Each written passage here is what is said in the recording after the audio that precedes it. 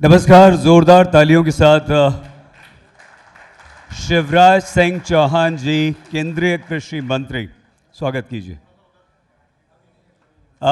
मैं जब भी शिवराज जी के साथ बैठता हूं तो गणेश सर, मन करता है बहुत कुछ बोलने का, बहुत ज़्यादा बोलने का, लेकिन समय की बहुत कमी होती है और सर कुछ कार्यक्रम की रूपरेखा भी ऐसी होती है कि मुझे ये लोग अलाउ नहीं करते, लेकिन फिर भी मैं लिबर्टी लूँगा सर जी।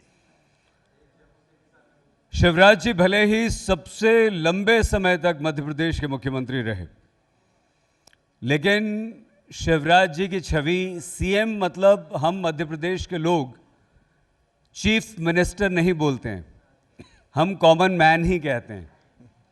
आप सिर्फ मामा नहीं हैं, आप लाडली बहनों के प्यारे भैया भी हैं।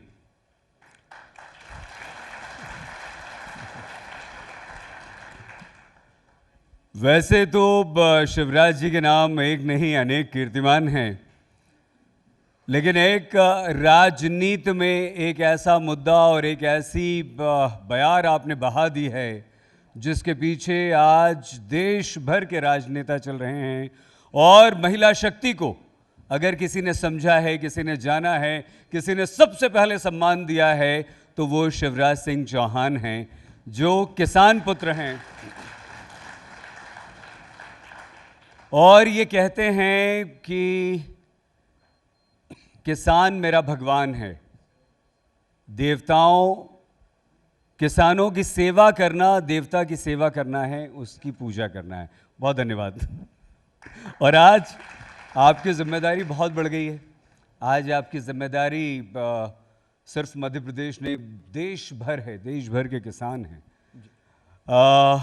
हमारे इस कार्यक्रम का उद्देश्य यही है कि हम बड़े बड़े वैज्ञानिकों से, कृषि विश्वविद्यालय के, आपके देश भर के विश्वविद्यालयों के कुलपतियों से किसानों को सीधा रूबरू करवाएं और उनका इंटरेक्शन करवाएं, संवाद करवाएं। आपकी उपस्थिति प्रार्थनीय और बहुत महत्वपूर्ण है। बहुत धन्यवाद शिवराज जी। आप अगला एक दशक भारतीय किसानों के लिए किस तरह से देखते हैं? खेती, किसानी हमेशा चुनौतीपूर्ण रही है। भारतीय अर्थव्यवस्था की रीढ़ है कृषि और उसकी आत्मा, उसके प्राण है किसान। और इसलिए किसान की सेवा हमारे लिए भगवान की पूजा है। ये मैं इसलिए भी कहता हूँ कि खेती के बिना इंसान की जिंदगी भी नहीं चल सकती। और इसलिए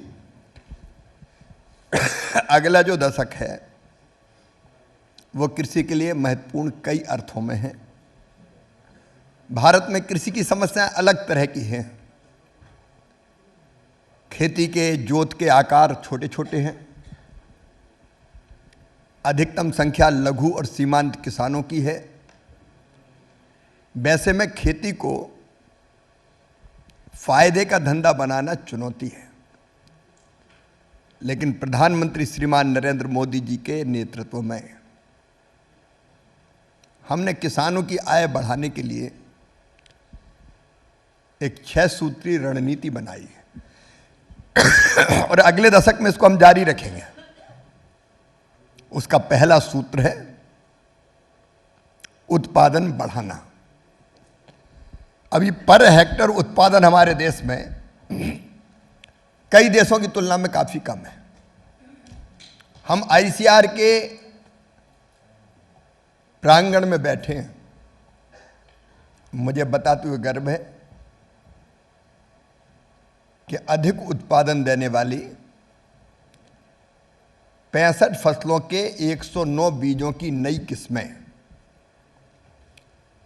अभी 3 महीने पहले ही प्रधानमंत्री जी ने जारी की है।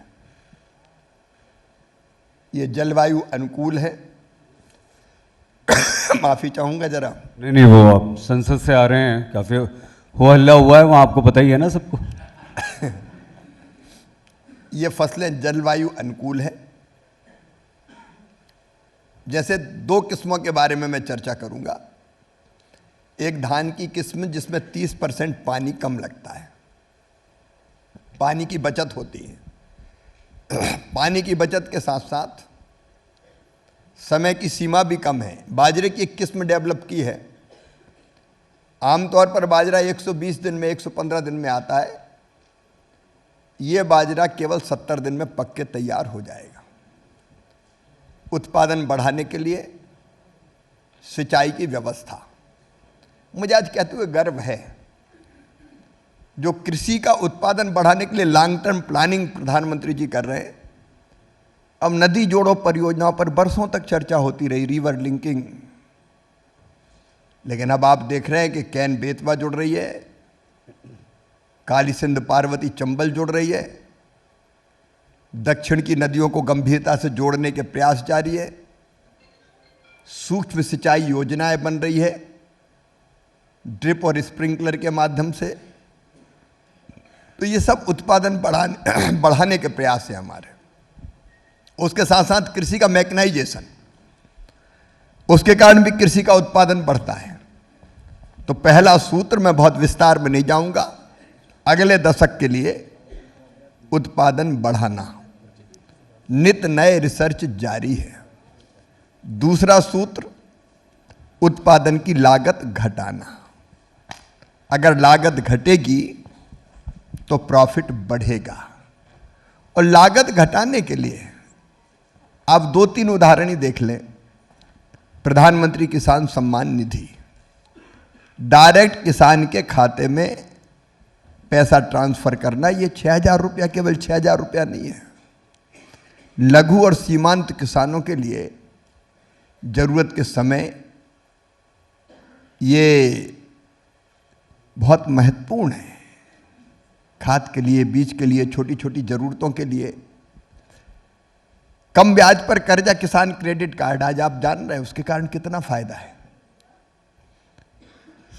कम ब्याज की दरों पर कर्जा देना, मुझे बताते हुए खुशी है, संस्थागत ऋण बढ़ के 25 लाख करोड़ रुपया हो गया जो कृषि पर दिया जा रहा है। फिर तीसरी चीज, फर्टिलाइजर सब्सिडी। जो खाद हमको मिल रहा है, मैं केवल इतनी बताना चाहूंगा विस्तार में जाए बिना, कि इस साल भी 1,68,000 करोड़ रुपया तो बजट में प्रावधान है। उसके बाद भी जितना ज़्यादा खाद लगेगा, पैसे की कमी नहीं आने देंगे, सस्ता खाद मिल जाए। तो ये लागत घटती है तो आय बढ़ती है। और तीसरी चीज है, किसान के लिए लाभकारी मूल्य सुनिश्चित करना। और लाभकारी मूल्य के लिए कई प्रयत्न जारी है। एक है एमएसपी। आप आंकड़े उठा के देख लीजिए, जब यूपीए की सरकार थी तो एमएसपी कितनी मिलती थी और कितनी खरीदी जाती थी, और आज एमएसपी कितनी मिलती है। लगभग एमएसपी बढ़ा के दुगनी कर दी गई है। गेहूं हो, चावल हो, तिलहन हो, दलहन हो, मोटा अनाज हो। मैं आज अपने किसान भाइयों से कह रहा हूं, गेहूं चावल हम पूरा खरीदते हैं, गन्ना फैक्ट्रीज लेती हैं। दलहन और तिलहन, मैं एक ही आंकड़ा बताऊंगा, जब यूपीए की कांग्रेस की सरकार थी तो केवल 6 लाख मीट्रिक टन खरीदा गया था। अब 1,70,000 करोड़, 1,70,000 मीट्रिक टन हमने खरीदा है। पीएम आशा करके एक योजना बनाई जिसमें दलहन और तिलहन खरीदा जाएगा। उसके विश्लेषण का मेरे पास समय नहीं है, समय की सीमा है। तो तीसरे, ठीक दाम देने का काम। मैं फल और सब्जी उत्पादित करने वाले किसानों से भी कहना चाहता हूं, किसान तक के माध्यम से, कि खेत में सस्ता बिकता है, शहरों में महंगा आता है। इस विसंगति को खत्म करने के लिए हम कटिबद्ध हैं। इसलिए एक योजना भी ऐसी बनाई है कि नेफेड या कोई एजेंसियों के माध्यम से अगर किसान की फसलें दिल्ली, मुंबई, कलकत्ता, चेन्नई लाई जाती है तो किसान क्यों नहीं ला पाता? क्योंकि किराया लगता है, ट्रांसपोर्टेशन का खर्चा लगता है। अब ऐसी संस्थाओं को ट्रांसपोर्टेशन का खर्चा भी सरकार भरेगी और भंडारण की सुविधा भी देगी, ताकि शहरों में थोड़ा सस्ता मिल सके और किसान को थोड़ा दाम ज़्यादा मिल सके। तो ये ठीक दाम देने का प्रयास है। बहुत जल्दी बात खत्म करूंगा। इसके बाद नुकसान हो जाए तो भरपाई, प्रधानमंत्री फसल बीमा योजना 8 करोड़ से ज़्यादा किसानों के लिए फसल बीमा प्रधानमंत्री फसल बीमा योजना में किया गया है। 33,000 करोड़ रुपया प्रीमियम किसानों ने भरा और 1,65,000 करोड़ रुपया उसके बदले जब से योजना लागू हुई है किसानों को क्लेम के रूप में भुगतान किया गया है। इसको और बेहतर हम बनाने की कोशिश कर रहे हैं। कृषि का विविधीकरण मतलब केवल गेहूं चावल परंपरागत फसलें नहीं, फलों की खेती, फूलों की खेती, सब्जियों की खेती, औषधि खेती, मधुमक्खी पालन, पशुपालन, कृषि वानिकी आय बढ़ाने के लिए करना जरूरी है। उसके लिए हम प्रयत्न कर रहे हैं। और अंत में प्राकृतिक या जैविक खेती को बढ़ावा देना ताकि ये धरती आने वाली पीढ़ियों को भी अन्न देने लायक बनी रहे। तो अगले दशक में ये सारे प्रयास करेंगे। आप चाय लीजिए। एक घूंट जब तक आप पूछ लेंगे, गला खराब इसलिए पी लेता हूँ। पूछिए। नहीं, ये इतनी सारी बातें आपने बताई और बहुत अच्छी बातें। फिर हमारा प्रश्न सर ये है कि फिर ये एमएसपी को लेकर इतना असंतोष क्यों? मैंने तो आंकड़े बताए आपके सामने। जो अधिसूचित फसलें हैं, 22 अधिसूचित फसलें, उनको खरीदने के लिए जो योजनाएं हैं वो हमने बताई और सरकार पूरी तरह से गंभीर है कि इन योजनाओं के अंतर्गत हम फसलें खरीदें। मैंने अंतर भी बताया कि तब क्या था और अब क्या है। मैं तो पूरे रेट सामने रख सकता हूँ। बहुत बदलाव लाई है भारतीय जनता पार्टी की और एनडीए की सरकार। योजनाओं में कहीं और सुधार की जरूरत है। देखिए, हम कृषि राज्यों का विषय है और हम कोई भी चीज़ इंप्लीमेंट करते हैं तो राज्यों के माध्यम से करते हैं। केंद्र सरकार एफसीआई वगैरह को छोड़ दे तो राज्य की एजेंसियों के माध्यम से खरीदी करती है।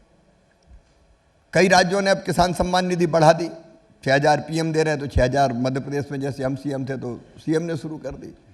हरियाणा को मैं बधाई देता हूँ। हरियाणा ने एक आदर्श उपस्थित किया है। सभी फसलें जो अधिसूचित है एमएसपी में, वो सभी फसलें एमएसपी पे खरीदेगी। हरियाणा की सरकार ने फैसला किया।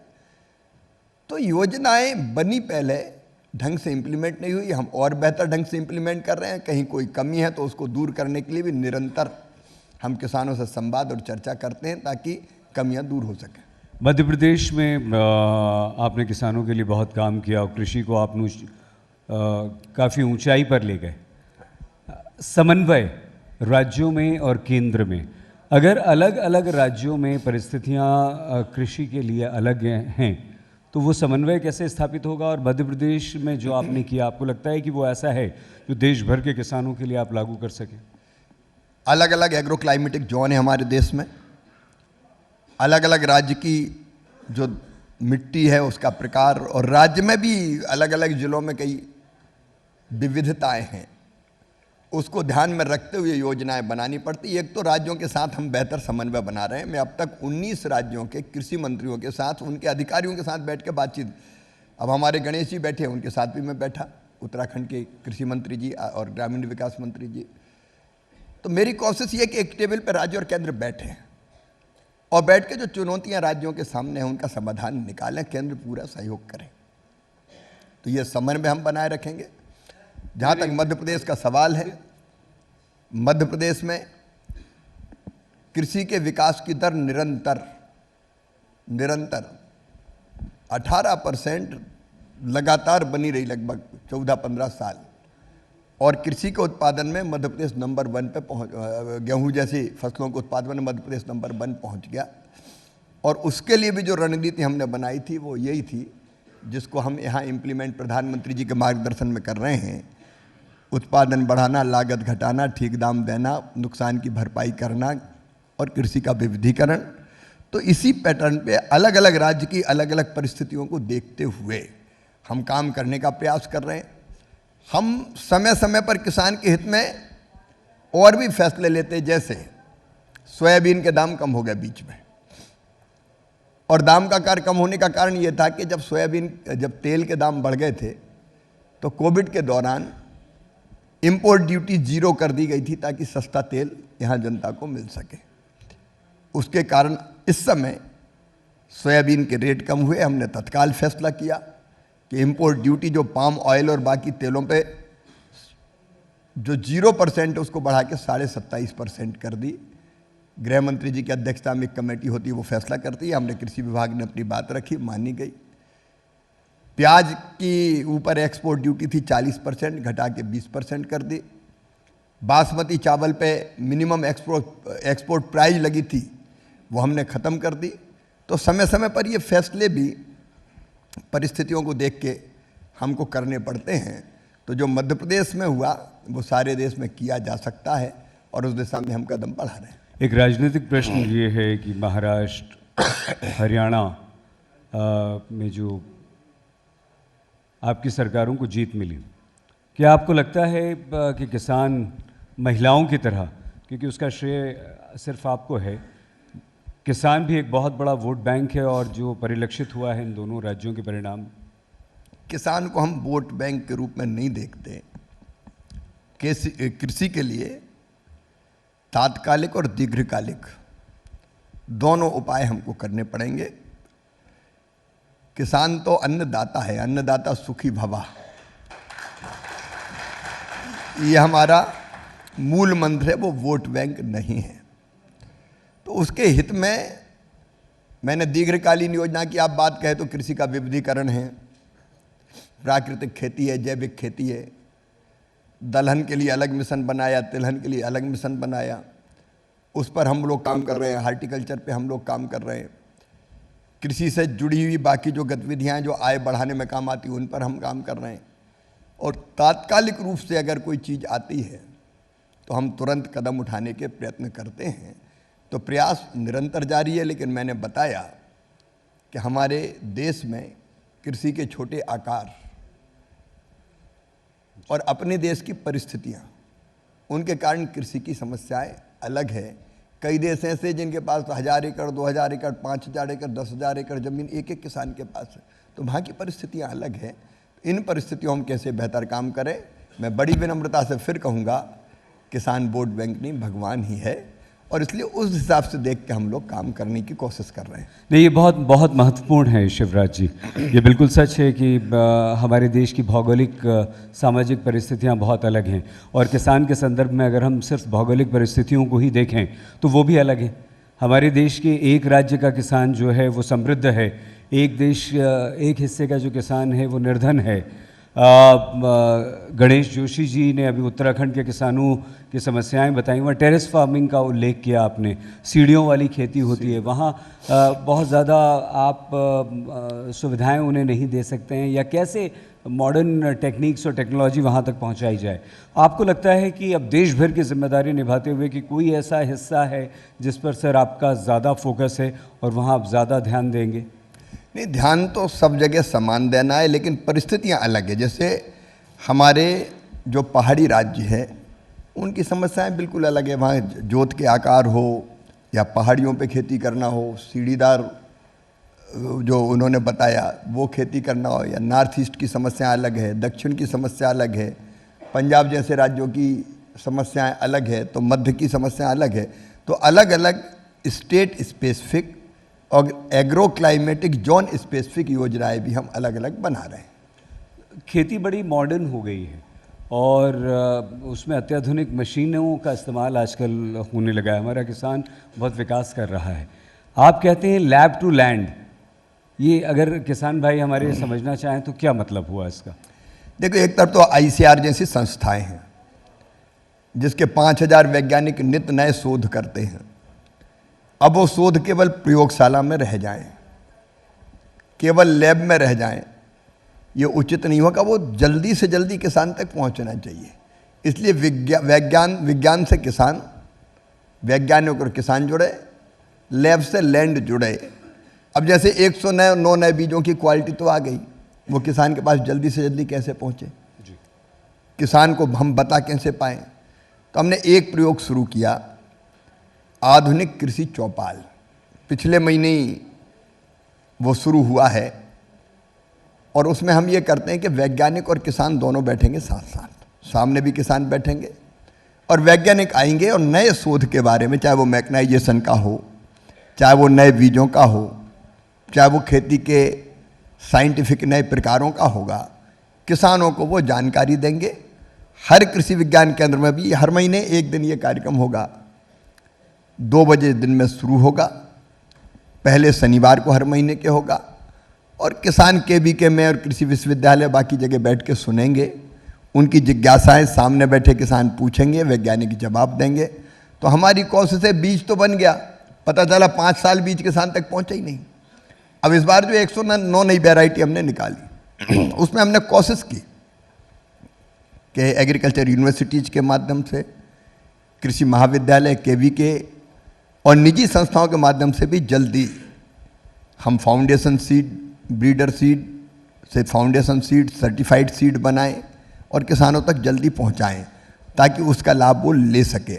वैसे ही मैकेनाइजेशन के मामले में किसान को जानकारी जल्दी हो, इसलिए भी कृषि मेले लगाने से लेके जागरूक करने की बाकी गतिविधियां तक चलाने का काम करते हैं। मैं बहुत गंभीरता से सोच रहा हूँ, साल में एक बार कृषि उत्सव मनाना चाहिए देश भर में, और उस समय वैज्ञानिक निकलें, प्रगतिशील किसान निकलें, मंत्री निकलें और गांव-गांव में खेतों तक पहुँचें और किसानों को जो नई जानकारियां हैं, जो नए शोध हैं, प्रयोग हैं, उनकी जानकारी दें और किसानों से जानकारी लें कि कहाँ तकलीफ आती है इन चीज़ों को इम्प्लीमेंट करने में।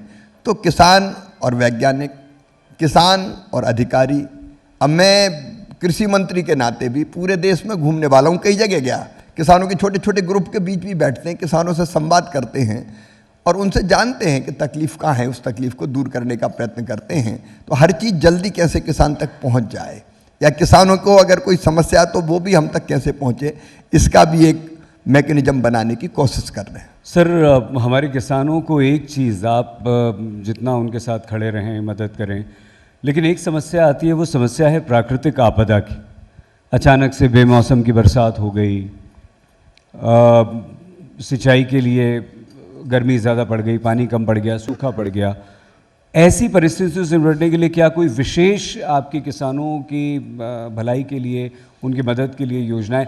अभी तक तो आप करते ही आ रहे हैं लगातार, अब कुछ सोच रहे हैं? मैं किसान भाइयों को बताना चाहूँगा कि एक तो RBC 6 देखिए, अब आंध्र प्रदेश में संकट आया, मैं स्वयं कृषि मंत्री के रूप में गया, बाढ़ के कारण फसलें तबाह और बर्बाद हो गई थी। तेलंगाना में आया, मैं स्वयं कृषि मंत्री के रूप में गया, फिर हमने कृषि विभाग की टीमें भेजी।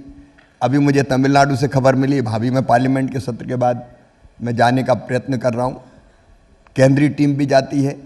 तात्कालिक सहायता राज्य सरकारें भी RBC 6 के अंतर्गत देती है। लेकिन फसल बीमा योजना में व्यापक बदलाव हमने किए हैं। जैसे पहले जो 2016 के पहले फसल बीमा योजना थी, जिसको अभी भी लगातार हम अपडेट कर रहे हैं, पहले केवल सरकारी एजेंसी ही नुकसान की भरपाई करती थी, बजट नहीं होता था तो भरपाई नहीं हो पाती थी। अब इंश्योरेंस कंपनियां करती है। पहले फसल बीमा योजना की इकाई तहसील हुआ करती थी, ब्लॉक हुआ करती थी, और तहसील और ब्लॉक का मतलब यह है कि पूरे ब्लॉक में या पूरी तहसील में जब फसल खराब हो जाएगी तब किसान को क्लेम मिलेगा। अब हमने वो इकाई बदल के गांव कर दी, क्योंकि तहसील में अगर फसल खराब हो जाए, पूरी तहसील में फसल जब तक खराब ना हो तब तक नुकसान ना मिले, तो 4 गांव में, 6 गांव में, 8 गांव में, 10 गांव में नुकसान हो गया, आपको नुकसान की भरपाई नहीं होगी। तो किसान भगवान से प्रार्थना करे कि मेरी फसल खराब हो गई, तू सबकी कर दे तो मुझे कुछ मिलेगा। अब ये बिल्कुल उल्टी बात थी। हमने उसको तय कर दिया कि नहीं, गांव में भी एक फसल खराब हुई है तो हम नुकसान की भरपाई करेंगे, और गांव में भी इकाई बना दी खेत। अगर पूरे गांव की फसल खराब नहीं होती, 4 किसानों की फसल खराब हुई तो उनको नुकसान क्यों नहीं, भरपाई क्यों नहीं होने चाहिए?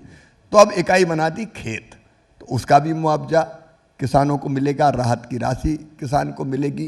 तो ऐसे कई बदलाव निरंतर किसानों से भी सुझाव लेके हम करते जा रहे हैं। जैसे अभी कृषि बजट बन रहा है, तो मैंने अभी परसों ही कई किसान जो प्रगतिशील थे उनसे, किसान संगठनों से, यहाँ तक के जो किसान माल उत्पादित करता है, फल हो, सब्जी हो, अनाज हो, उसको प्रोसेसिंग करने वाले लोग भी हैं, तो उनसे भी बात की कि भाई बजट कैसा आना चाहिए, ये बताएं। तो मैं सब किसान भाइयों से कहना चाहूँगा, मुझे ये गुमान बिल्कुल नहीं है कि मेरे अफसर सब समझते हैं या मैं स्वयं सब चीज़ें समझता हूँ। मैं मानता हूँ कि प्रैक्टिकल सबसे ज़्यादा अगर कोई समझता है तो वो किसान धरती पर जानने वाला समझता है।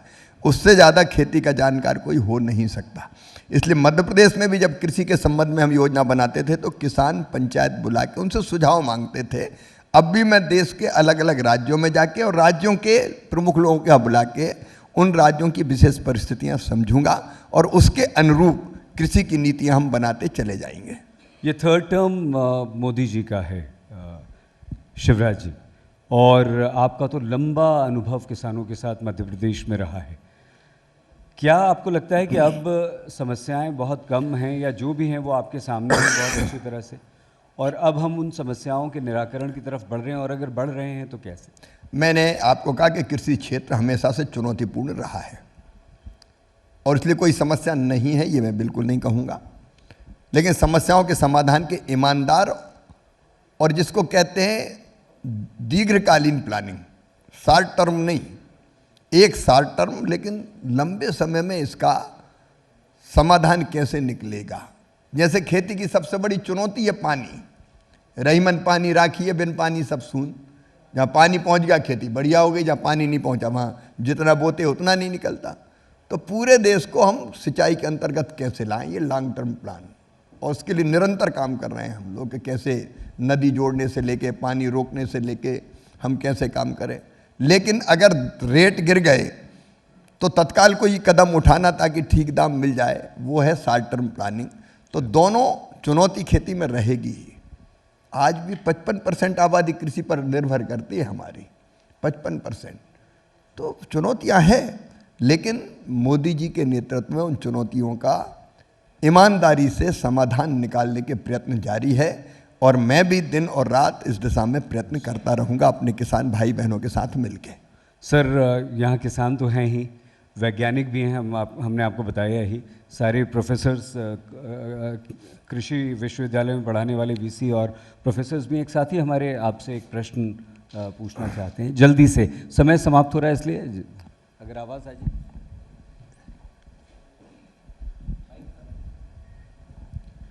सर नमस्कार। नमस्कार। मैं Ranpal Danda, president poultry federation of India. मैं पोल्ट्री फार्मर हूँ चूँकि, तो इसलिए मैं पोल्ट्री में जो एक फीड, हमारा जो फीड बनता है उसमें मेन इंग्रेडिएंट होता है मक्का, जो 60% के करीब हम फीड में यूज़ करते हैं। आपने बहुत अच्छी बात की, किसानों, मैं भी किसान भी हूँ, तो एक अच्छी बात कि आपने कहा एमएसपी बहुत बढ़े हैं। 2013-14 में मक्का का जो एमएसपी था 1310 रुपये था, आज 2225 रुपये है। लेकिन आज हमारे पोल्ट्री फार्मर के सामने एक चुनौती है बहुत बड़ी कि हमारे को आज मक्का 28 रुपये में भी अवेलेबल नहीं है। जब से एथेनॉल के प्लांट ये चालू हुए हैं, थोड़ा हा मक्का उधर हुआ है, तो हमारी लागत और कंजप्शन का जो है वो सारा प्रोडक्शन का बैलेंस बिगड़ गया। तो हमारे लिए मक्का एक बहुत बड़ी चुनौती हो गई है। तो आपने जो बहुत बढ़िया बात की कि लागत घटाना चाहते हैं और वो करना चाहते हैं, तो हम चाहते हैं कि क्यों ना जीएम मक्का की एक वो की जाए, ताकि हमारे यहाँ जो पर एकड़ यील्ड वो बढ़े, फार्मर की लागत भी कम होगी, प्रॉफिट भी ज़्यादा होगा और हमारा भी ये होगा। और जबकि बीटी कॉटन जीएम के रूप में हम पहले कर भी रहे हैं यहाँ पे। तो आपने दो बातें कही, एक मक्का के रेट बढ़े और देश को हमारे पेट्रोल और डीजल जैसी चीज़ों के लिए बहुत विदेशी मुद्रा खर्चा करना पड़ती, क्योंकि हम कच्चा तेल बाहर से बुलाते हैं। इसलिए सरकार इथेनॉल की पॉलिसी लाई कि इससे भी अगर इसको मिला दिया जाए डीजल पेट्रोल में तो ये भी ईंधन का काम करता है। इथेनॉल पॉलिसी के कारण मक्के के रेट बढ़े, तो किसान के लिए खुशी की बात है कि जो 1300 रुपया में बिकता था उसकी एमएसपी 2200 से ज़्यादा हो गई और रेट उससे भी ऊपर मिल गए। तो ये तो प्रसन्नता की बात है, क्योंकि किसान को रेट ठीक मिलना चाहिए। ये इथेनॉल पॉलिसी के कारण संभव हुआ। लेकिन पोल्ट्री जो हमारा उद्योग है, पोल्ट्री का सेक्टर है, उसकी समस्या ये है कि अब हमारी लागत बढ़ गई। जो पोल्ट्री में फीड लगता है वो महंगा हो गया। तो ये बात सही है कि वो थोड़ा महंगा हुआ होगा, लेकिन किसान को दाम ठीक मिल रहे हैं, ये खुशी की बात है। अब आपने जीएम सीड के इस्तेमाल की बात कही, जेनेटिक मॉडिफाइड सीड्स के बारे में हमारे वैज्ञानिकों के मन में भी कई मेरी चर्चा हुई है, आशंकाएं हैं, किसान के मन में तो है ही, क्योंकि ये सीड जब हम इस्तेमाल करते हैं तो बहुराष्ट्रीय इनको तो हर साल बदलना पड़ता है। एक तरह से हम कंपनियों पर निर्भर हो जाते हैं और इनके कई तरह के दुष्परिणाम भी है, ऐसे कई साइंटिस्ट भी कहते हैं, देश में भी आशंकाएं हैं। और इसलिए अभी जीएम सीड की तरफ हमने नहीं जाने का फैसला लिया है, तब तक जब तक कि सारी आशंकाओं का समाधान ना हो जाए। कोई भी चीज़ जो लॉन्ग टर्म के लिए हमारे किसान के हित में ना हो, हम केवल कंपनियों पर बीज के लिए आधारित हो जाएं और कंपनियां मनमाने दाम बढ़ाएं और उसके बाकी दुष्परिणाम भी हो, ये देखते हुए हम एकदम जीएम सीड्स की तरफ नहीं जा सकते। सोच विचार करके ही फैसले होते हैं, लेकिन पोल्ट्री फार्म को कैसे राहत मिले उसकी तरफ भी हम ध्यान देंगे। सर अंतिम प्रश्न है, समय भी हो गया। गणेश जी, आपको याद होगा सर, मैं शिवराज जी के बारे में एक छोटी सी बात आपसे शेयर करना चाहता हूँ। हमें लगता है देश के इकलौते ऐसे राजनेता हैं शिवराज सिंह चौहान जी, जो अपनी जनता के लिए, अपने किसान भाइयों के लिए उपवास पर बैठे थे। याद है सर आपको? आपने उपवास किया था गणेश जी, और अपना पूरा मंत्रालय सड़क पर जहां उपवास कर रहे थे वहां टेंट में बैठकर वहां से चलाया था। बारिश हो गई थी, सब गीला हो गया था, लेकिन उठे नहीं थे। ऐसे हैं शिवराज सिंह चौहान जी। यदि किसी को कोई परेशानी तकलीफ होगी तो बातचीत के दरवाजे आपके खुलेंगे। मैं हर मंगलवार को किसानों से, किसान संगठनों से मिलने के लिए समय रखता ही हूँ। अब तक कई संगठनों से, कई किसान, ये तो यहाँ दिल्ली की बात है। अब मैंने तय किया कि जिस भी राज्य में, जैसे 23 तारीख को मैं जा रहा हूँ महाराष्ट्र, मैं किसानों के लिए एक कार्यक्रम रख रहा हूँ, जहाँ किसान आएंगे उनके साथ मैं बैठूंगा, क्योंकि हर एक दिल्ली नहीं आ सकता। तो मेरी कोशिश रहेगी कि हर राज्य में भी जाऊं। हजारों के सम्मेलन करने के बजाय अगर 200, 400, 500 प्रतिनिधि किसान आ जाते हैं तो समस्या पता चल जाती है। मैं खेत पे भी अगर किसान खड़े हो जाते और मैं निकलता हूँ, मैं महाराष्ट्र गया था तो महाराष्ट्र के किसानों ने जब हम निकले बताया कि 0% इम्पोर्ट ड्यूटी के कारण खेतों में खड़े होकर सोयाबीन के रेट नहीं मिल रहा है, इम्पोर्ट ड्यूटी बढ़ाने का फैसला हुआ। तो ऐसा मैं सदैव किसानों से संवाद करता रहूँगा, उसमें कोई कोताही नहीं होगी, लगातार मिलता रहूँगा। सर सिर्फ एक सूचना आपको देनी थी, वो इस कार्यक्रम में हमने सोचा थोड़ा सा फ़ायदा उठा लें, तो हमने एक प्रतियोगिता रख दी किसान भाइयों के लिए।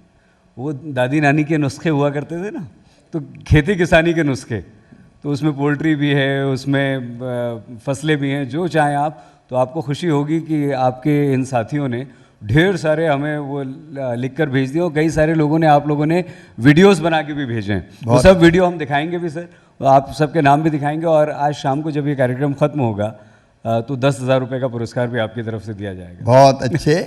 मैं थोड़ी माफ़ी इसलिए चाहता हूँ कि अभी ये दिन का जो चयन था थोड़ा डिफ़िकल्ट हो गया, क्योंकि अभी संसद चल रही है और 2 बजे के लिए विप जारी है। हर मंत्री को और सांसद को 2 बजे संसद में हाजिर होना पड़ेगा। और आपने देखा होगा एक दिन कुछ हाजिर नहीं हुए तो उनको नोटिस मिल गया पार्टी की तरफ से। तो नहीं तो मैं और रुकता, मेरा भोजन करने का कार्यक्रम भी आपके साथ था। सही जी, अगली बार सर कार्यक्रम संसद के सत्र के समय नहीं रखेंगे, बिल्कुल, क्योंकि अचानक इतनी व्यस्तताएं होती है।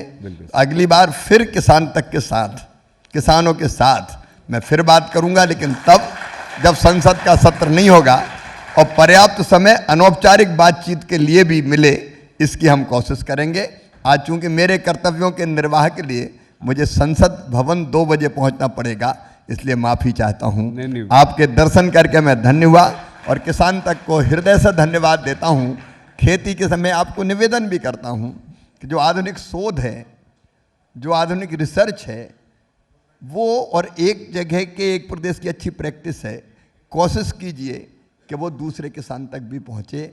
देखिए, चैनल चटकारेदार खबरें तो खूब दिखाते हैं, वो खबर होती भी है, लेकिन इस तरह की रचनात्मक चीज़ें जो देश की प्रगति के लिए ज़रूरी है, जो किसान की ज़िंदगी बदल देगी, वो दिखाना भी बहुत ज़रूरी है। और आप ये दिखा रहे हैं, इसके लिए मैं किसान तक को हृदय से धन्यवाद देता हूँ। बहुत बहुत धन्यवाद। आप सब किसान भाइयों को भी प्रणाम, बहुत बहुत धन्यवाद।